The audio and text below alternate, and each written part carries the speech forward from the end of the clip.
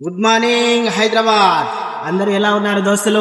అందరూ బాగుండాలి, అందులో నేను ఉండాలని కోరుకుంటూ నేను మీ రాకేష్ చిన్న. ఈ వీడియో ఎవరికి షేర్ చేశారో తెలుసా? పైసకు విలువిచ్చి మనిషికి విలువని లాంటోడు ఒకడు మన గుంపుల్లో ఎవడో ఒకడు ఉంటాడు. అలాంటి వాడికి ఈ వీడియో షేర్ చేయాలి. ఎందుకంటే నువ్వు పైసలు ఇచ్చినాడు, నువ్వు ఎంతో మంచోడో ఎంతో గొప్పోడో అని పొగిడేస్తూ ఉంటాడు. నీ గురించి మంచే మాట్లాడతావు.